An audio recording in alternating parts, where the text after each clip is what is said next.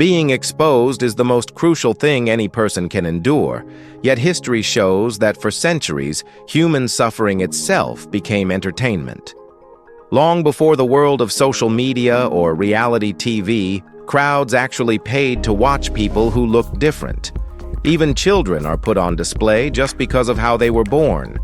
These so-called human exhibits were taken from place to place, displayed in cages, and advertised as wonders of the world. But behind the spectacle, their reality was far more tragic. Well, in this video, we're diving into 15 of the most disturbing human exhibits in history, the stories that show the disturbing lengths people once went to for the sake of curiosity and entertainment. Number 15. Ota Benga at the Bronx Zoo, 1906. Ota Benga's story stands as one of the darkest moments in exhibition history. He was a Congolese man from the Mbuti people, brought to the United States after being captured during colonial expeditions.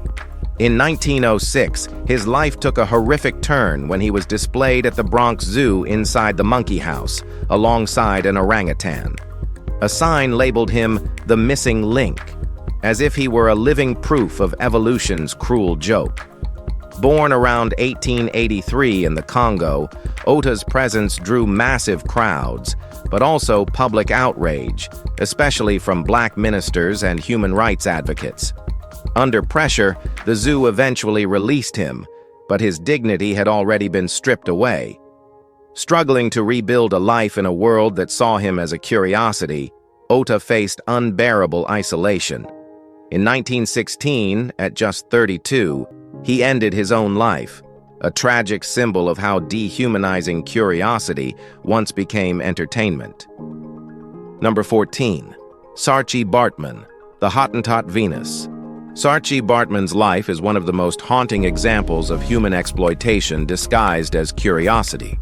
Born around 1789 in South Africa's Eastern Cape, she belonged to the Khoisan people and was taken to Europe under false promises of opportunity. Instead, she was forced to appear on stage in London and Paris, where crowds paid to stare at her body, exaggerated and ridiculed as something exotic. Promoters called her the Hottentot Venus, turning her existence into a spectacle that mocked her identity. Scientists later examined her as if she were a specimen, reducing her to racial theories that dehumanized an entire people.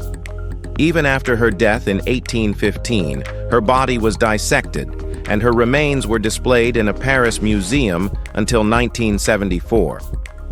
It wasn't until 2002 that France returned her remains to South Africa, where she was finally buried with dignity, nearly 2 centuries after her exploitation began. Number 13. The 1958 Brussels World's Fair, the Human Zoo exhibit. The 1958 Brussels World's Fair is remembered for its technological pride, but it carried a shocking stain on humanity. Among its modern pavilions stood a reconstructed Congolese village, part of Belgium's attempt to glorify its colonial empire. Inside that display, real people from the Congo, then still under Belgian rule, were made to live as if frozen in a primitive world. One young African girl, in particular, became the face of the exhibit, watched and mocked by visitors who tossed food and treated her like an attraction. The setup was carefully staged to show Europeans as civilized and Africans as uncultured. It wasn't an isolated act of racism, but a public spectacle that exposed how normalized dehumanization had become in the 20th century. When protests finally reached the press, the exhibit quietly closed, but not before revealing that even in the modern age, people could still cage others behind glass in the name of display. If you think that was unsettling, wait until you hear about the next display. Number 12. The Negro Village, Paris World's Fair, 1889. When Paris opened the 1889 World's Fair, visitors expected to see the future. Instead, they also witnessed one of humanity's lowest points. That year, organizers built what they called the Negro Village, a so-called living exhibit featuring about 400 indigenous people from Africa and the Pacific. 28 million visitors filed past, pointing, laughing, and photographing men, women, and children made to perform daily life as if they were part of a zoo. The event wasn't about culture, it was propaganda dressed as science, showing Europe as advanced and everyone else as primitive. Drums, dances, and crafts were displayed not as art, but as proof of difference. For those inside the fences, it was humiliation disguised as curiosity. The fair ended months later, but the wound it carved into dignity still echoes through history. A reminder that behind the applause and fascination, there was cruelty masquerading as enlightenment. Number 11. Maximo and Bartola, the Aztec Children, 1850s. Crowds in the 1850s were fascinated by Maximo and Bartola, two siblings from El Salvador whose condition made them targets of one of the cruelest deceptions in exhibition history. Both were born with microcephaly, a disorder that caused smaller heads and developmental differences. Instead of compassion, they were turned into spectacles. Promoters claimed they were ancient Aztec children discovered in a hidden temple, frozen in time and brought back to life. Their supposed origin story was pure fabrication, crafted only to sell tickets. Born around the early 1840s, the siblings were taken from their homeland and displayed across Europe and the United States, dressed in elaborate costumes to fit the fantasy. Scientists examined them, and audiences whispered myths about their mystical past. What began as curiosity turned into lifelong exploitation. They spent decades traveling from fair to fair until their final years faded into obscurity, leaving behind a story built entirely on lies and greed. Let's continue with another example that turned humanity into a show. Number 10. The 1904 St. Louis World's Fair, the Filipino Human Display. The 1904 St. Louis World's Fair was meant to celebrate progress and innovation, yet behind the fanfare lay one of the largest human exhibitions ever staged. Following the Spanish-American War, the United States showcased its new colonial subjects by displaying over 1,100 Filipinos in a sprawling ethnographic village. Born from political propaganda, the setup was designed to portray the Philippines as a land in need of American guidance. Villagers were forced to perform daily routines, cooking, crafting, and dancing, while fairgoers judged their way of life from behind fences. Among them were Igorot tribespeople, cruelly mocked for eating dog meat, a practice exaggerated to provoke disgust. The exhibit ran for months, drawing millions of visitors who left believing in the myth of American superiority. Long after the fair ended, photographs and reports revealed how exploitation was disguised as anthropology, turning real lives into props in a story meant to justify conquest. That was disturbing, but the story ahead takes it to a darker level. Number 9. The Laplander Exhibition, Hamburg, Germany, 1874. Carl Hagenbeck's name later became linked to modern zoos, but in 1874, his Laplander exhibition in Hamburg revealed something else entirely. He brought Sami families from Scandinavia and placed them among reindeer, sleds, and snow-covered props to create a frozen world for curious onlookers. At first glance, it looked like a cultural show, yet every movement, gesture, and smile was part of a controlled display. The Sami didn't come as guests, they came as part of the attraction. Crowds watched as they mimicked daily routines, unaware that the scene was carefully staged. Hagenbeck's success turned this exhibit into a blueprint for decades of similar human showcases across Europe. What he called an educational display was simply a spectacle where real lives were reduced to scenery, teaching the audience nothing about the Sami, only how easily a person could be turned into part of an exhibit. Number 8. Cannibals Display, Bellevue Zoo, Manchester, 1925. By 1925, Europe had already seen decades of so-called ethnological shows, but the one staged at Bellevue Zoo in Manchester took the humiliation to another level. The zoo's management set up a fenced enclosure meant to depict an African village, filling it with black performers forced to act out stereotypes for laughing visitors. Born during an age that confused racism with curiosity, the exhibit labeled them cannibals, complete with fake huts, weapons, and exaggerated rituals. Some of the participants came from touring troupes promised fair pay and respect, only to find themselves trapped in mockery. Photographs from the event show audiences smiling beside the performers, proof of how normalized the spectacle had become. The show ran for weeks before closing, leaving behind little documentation but a heavy legacy. It wasn't science, and it wasn't culture. It was a reminder of how easily prejudice once dressed itself as public amusement. Ready for another? The next one shocked even the audiences of its time. Number 7. Julia Pastrana. Mid-19th century audiences in Europe and America saw posters of a woman advertised as half-human, half-beast. Her name was Julia Pastrana, an indigenous woman from Mexico, born around 1834 with hypertrichosis, which caused her face and body to be covered in thick hair. She could sing beautifully and speak several languages, yet showmen only saw profit. Billed as the Ape Woman, she was made to perform under bright lights while people whispered about her as though she were not alive but a specimen. Her manager, Theodore Lent, who also married her, treated her like property until her death in 1860 during childbirth. Even afterward, her body was preserved and toured through fairs and exhibitions for decades. What audiences called wonder was, in truth, the public's comfort with cruelty. A woman turned into a show, remembered not for her talent, but for the exploitation that defined her entire existence. Number 6. The Selknam People Exhibits, late 19th century.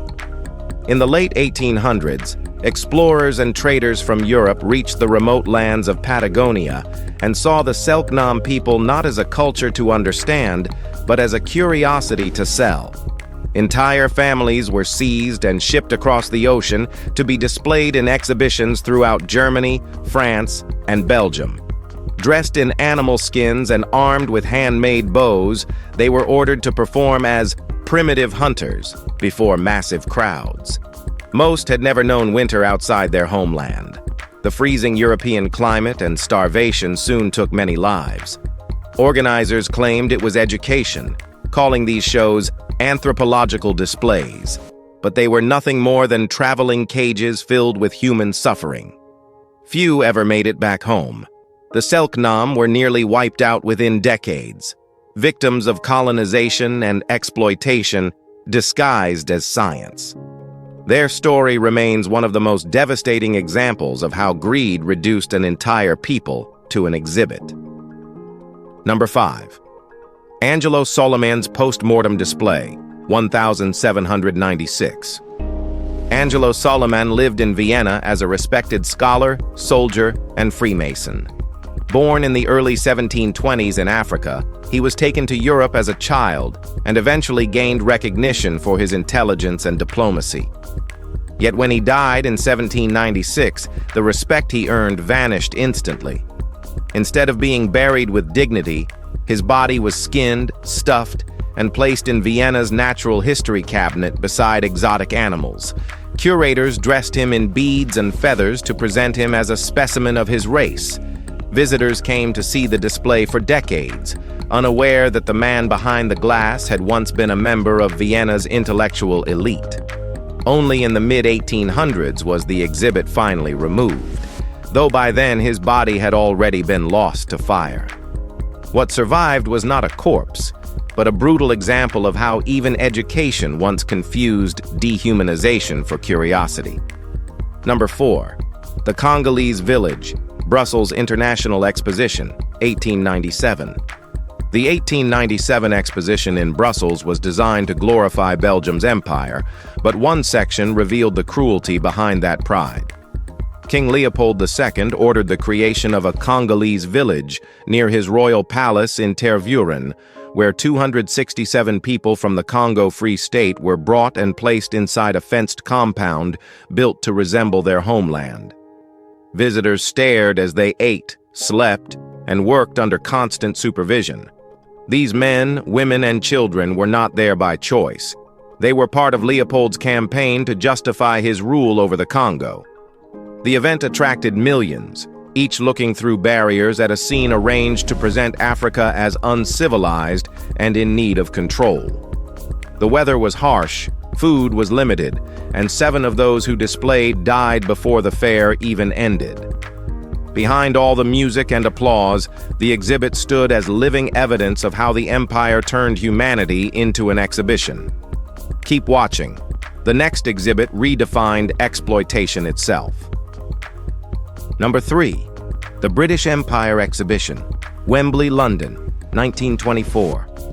The British Empire Exhibition of 1924 was meant to celebrate unity and progress under imperial rule, but its most talked-about feature exposed a darker reality.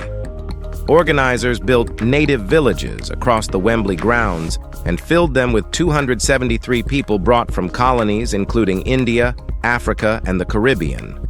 Each was told to dress, cook, and work as if they were at home, while millions of visitors walked by and judged their every movement. The setup wasn't education. It was theater meant to showcase Britain's power. Behind the speeches and flags, participants endured strict routines, constant observation, and little freedom. Newspapers praised the authenticity of the scenes, never questioning what it meant to turn real lives into living decor. When the exhibition closed a year later, most performers were quietly sent back, leaving behind only photographs, proof that even in the 20th century, the empire still saw people as part of its display. Number 2. Filipino Exhibits, Madrid, 1887. Crowds filled Madrid's exhibition halls in 1887, drawn by Spain's grand display of its empire. One section stood out, the Philippine Village. Behind the fences, real people from the islands lived under constant public gaze. They cooked, crafted, and performed as visitors pointed and compared them to the props around them. It was meant to prove the empire's success in civilizing its colonies. The conditions were harsh: cold weather, poor food, and no proper shelter. Within weeks, several participants fell ill, and at least 4 lost their lives. Organizers continued the show without pause, calling it an educational triumph. What the visitors saw as spectacle was simply endurance, people surviving a stage built to display their existence, not their humanity. Number 1. The Quintland Exhibit, Ontario, Canada, 1936 to 1943. Tour buses lined the roads of northern Ontario through the late 1930s, not for scenery, but to glimpse 5 children living behind glass. The Dion quintuplets, born in 1934 to a poor French-Canadian family, became an instant sensation as the first known surviving set of quintuplets. Within months, the government took custody, claiming it was for their welfare. A special compound called Quintland was built, where the girls were raised under constant observation. Visitors peered through windows as they played, unaware that every moment was staged for tourism. The site soon drew more crowds than Niagara Falls, selling dolls, postcards, and branded merchandise. From 1936 to 1943, their childhood existed as a daily attraction. When the gates finally closed, the girls were left with fame they never asked for and a lifetime shaped by public curiosity turned into profit. The line between education and exploitation was once terrifyingly thin, and these exhibitions proved it. What the world called discovery often came at the cost of dignity, turning real people into displays of power and prejudice. Looking back isn't about blame, it's about awareness. History only teaches when we choose to see it clearly. If you stayed with us till the end, you already did. Don't forget to like the video, share it with others, and subscribe for more hidden chapters the world tried to forget. Thanks for watching and being with us.